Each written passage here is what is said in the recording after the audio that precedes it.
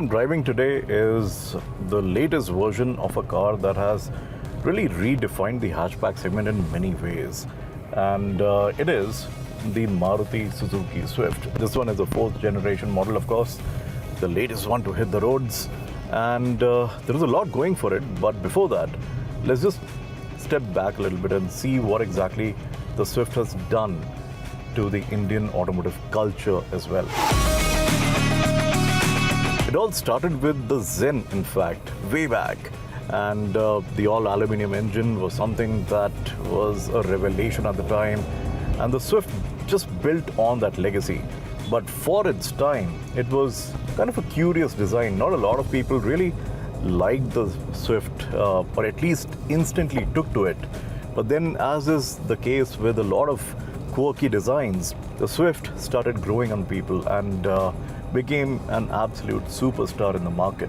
But more crucially, what it did was democratized the fun-to-drive element in this category. So this latest version, the fourth generation Swift, what all has changed? When it comes to styling, it's an evolution. I'm not really going to say that it's a revolutionary design because Maruti stuck to the concept or the thought process of if it is not broken, let's not fix it. So they've just made subtle and nuanced changes. Yes, it is definitely visibly different from the outgoing model, but the overall stance, the overall approach and the overall personality and the silhouette of the car is pretty similar to the outgoing version. Cabin experience, kind of a mixed bag. I'm not a great fan of the different layers and very different design elements that are going on over here. Again, it's the same thing as with the Fronx and the Baleno as well. Just a bit too busy and fussy overall when it comes to design execution of the front. But the all-black treatment is something that goes with the nature of the Swift. When I first sat inside, I thought the seat was going to be pretty compromised, but that's not the case. Yes, it feels like it's very squishy and it's just going to lose its foam density, but so far it has actually held up pretty nicely. It holds you very nicely in place. Quality, yes, definitely something that Maruti could have worked on. A few plastic bits here and there. The door cards, for example, really fiddly materials and just gives you a sense of hollowness and not something that feels tightly put together. But so far, at least in terms of rattles and squeaks and stuff like that, nothing really has been all that alarming. A lot of people might have raised their eyebrows when they heard that the Swift is going to come with a 3-cylinder engine. Yes, it does come with a 3-cylinder engine.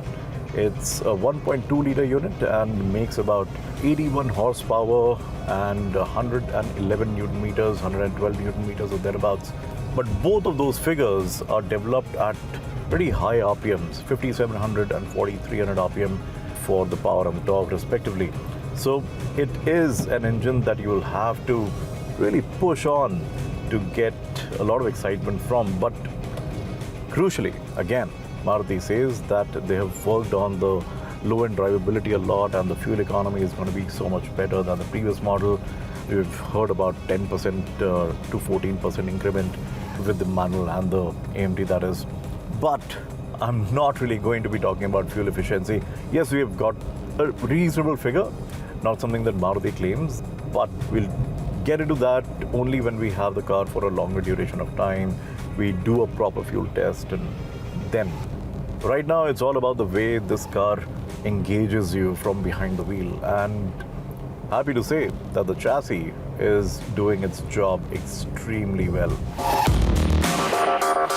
It is based on the Hardtech platform and no complaints over there because this platform anyway is a pretty good one to drive and thrash around when you see a fairly bendy piece of road.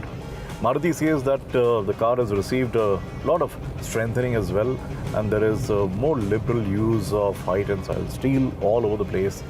Did not give us a specific as such, but you can feel that yes, this thing has slightly more lateral rigidity than before.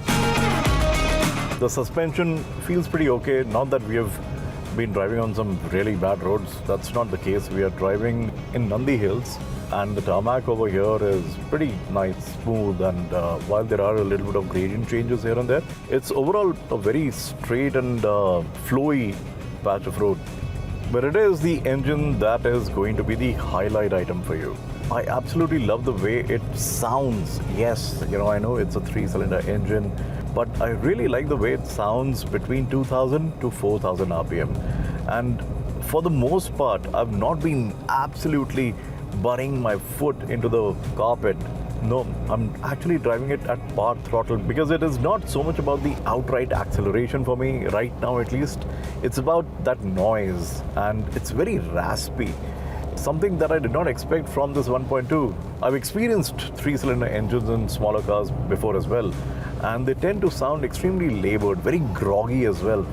That is not the case over here at all. This thing is not only very sprightly when it comes to the way it puts down the power, but also the way it sounds, and the way it sounds just encourages you even more. The gearbox, it's pretty okay, no complaints as such. I'm not really going to give it the flag for no reason, but I really wish that the shifter was a different design. It's a very straight up unit. I would have really wanted a little bit of contour and almost like a Honda City sort of a unit, so that it felt good in your hand and just give you a better feel when you're shifting up and down the gearbox. Having said everything about the engaging personality of the engine, when you're really pushing it, you also have to acknowledge the fact that there are a few dead spots, especially when, say, you're pootling about at around 40 kilometers per hour in 4th gear and put your foot down. It takes a bit of a time, and you just sense that the gearbox and the engine are just not talking very properly. They're just not in sync as such. But then when it crosses about 2500 RPM, that's when it starts to gain a little bit more momentum, and the response from the throttle is pretty okay. Continuing about the engine, the increased fuel efficiency is because of several things, but one of the most crucial things that Suzuki has done in its development is that they have tried to manage and control the turbulence in the engine, which ensures that a complete combustion happens, and that in turn results automatically in better fuel efficiency.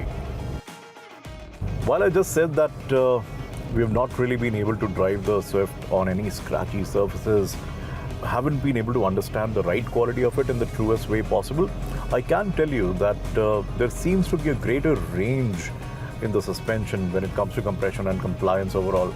This one feels a little bit more settled than before, especially because we've been driving around some twisty roads, and the way it compresses and settles on its dampers is very impressive. So I believe the longer stroke travel is going to help it in the primary ride as well. The Swift has come a long way, and while I think that the outgoing model has the edge over the newest version in terms of looks, there is no denying the fact that the chassis compliance and the level to which it stretches your keenness at the steering wheel is perhaps the benchmark in the small hatchback category. The seats are good enough, the suspension works just fine, the engine is moderately good, becoming reasonably good when it goes past about 2500 RPM and sounds fantastic for a 3-cylinder. Is it a fantastic purchase? One that you would not think twice about if you're in the sub 10 lakh bracket? Yes, if you're looking for outright fun. But as a complete family package, it still has some very strong contenders to fight off across the hatchback and micro crossover spectrum.